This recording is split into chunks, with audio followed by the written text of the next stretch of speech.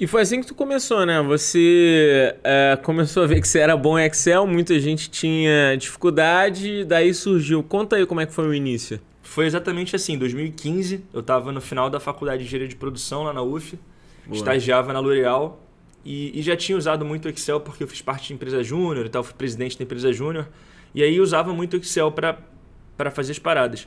E aí os meus amigos que eram, assim, às vezes menos ligados às coisas de carreira no começo da faculdade, estavam indo mais para chopada, para as paradas, não se ligaram nisso.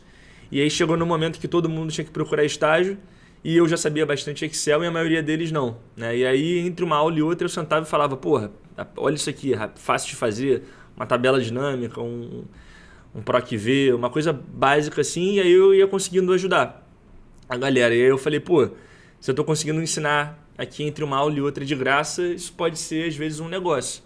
Então... E aí eu reuni uma galera num sábado lá, a gente fez uma aula gratuita na UF mesmo, umas 80 pessoas, ensinei algumas coisas assim mais básicas durante umas 4 horas e aí no final eu falei, ó galera, se vocês tiverem curtido a gente pode fazer uma turma completa, a gente procura um espaço aqui em Niterói, que era onde era a UF, e aí eu faço um treinamento completo pago para vocês. E aí 9 pessoas acreditaram na ideia e aí começou a hashtag, novembro de 2015. Caramba. Primeira turma presencial, cursinho de Excel lá em Niterói. E aí nessa época eu ainda estagiava, então eu meio que tinha só final de semana para dar aula, né? Então eu dava aula sábado de manhã, segunda a sexta eu estava no final da faculdade e estagiando, não tinha tempo para nada.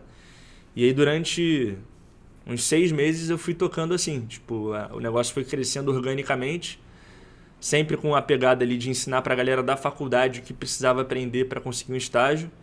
E aí no boca a boca a gente foi crescendo e, pô, em um mês lá a gente já tinha 150 alunos. Tendo Caramba. aula só sábado, né? Em horários alternativos, assim, tipo de manhã, de tarde, mas sábado e domingo.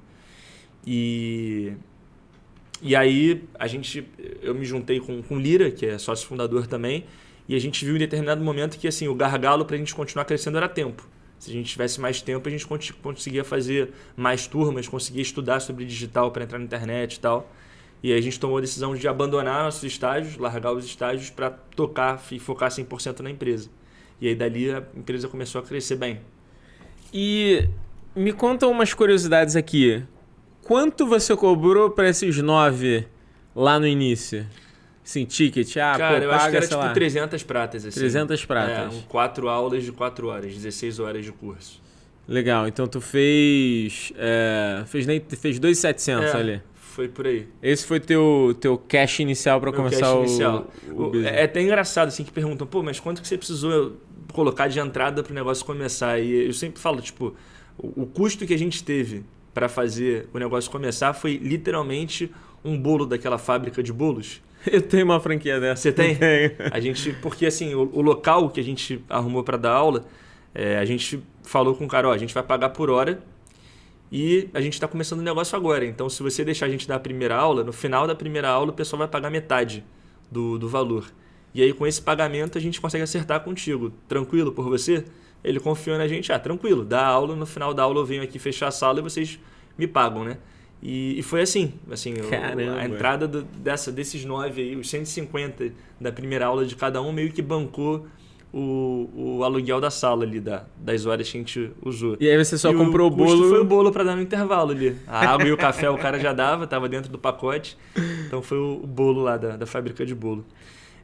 E de resto a gente sempre foi com essa mentalidade de pegar a grana do bootstrapzão e reinvestir, fazer o negócio crescer até a gente poder tocar da nossa forma. E, cara, muito interessante assim ver como é que vocês acabaram surgindo muito bootstrap, né? Assim, foi do zero. E aí, nesse interim de 9 para 150, você basicamente focou na UF. Assim, você falou, cara... Foquei na UF. O que aconteceu foi que dessa turma de 9, 8 eram da UF e 1 era do UFRJ, o namorado de uma menina, que era da minha turma, a Pauline. E aí o moleque se amarrou e falou pro pessoal da turma dele do UFRJ. E aí sempre foi meio que nesse ciclo de namorados e namoradas. Né? Aí vinha o moleque do UFRJ com a namorada da PUC. Aí no mês seguinte já tinha uma galera da PUC porque a pessoa da PUC gostou e falou lá dentro. Então a gente foi crescendo 100% no orgânico, assim, de novembro de 15, que foi a primeira turma, até, sei lá, junho, julho de 16, a gente não tinha, eu acho que nem página no Facebook, nada disso, era só... Até porque se crescesse muito, a gente não tinha como atender, né? Era eu e o Lira, que começou o negócio comigo, e a gente, via um aluno que se destacava, e a gente falava no mês seguinte, quer ser monitor? Então a gente basicamente vai dar a mesma aula, você estuda o que a gente ensinou aqui e se alguém tiver alguma dúvida, você vai lá e tira a dúvida da pessoa. Né? E aí o negócio foi crescendo assim. Né?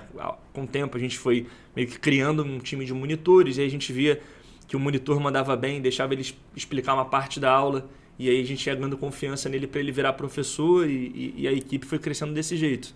Com essa proposta assim, de fazer o negócio crescer organicamente. Pelo menos até então, né? Nesse momento da história era assim. Depois a gente, largando as nossas empresas, começou a ter mais tempo. E aí a gente foi fazendo o negócio crescer de outro jeito.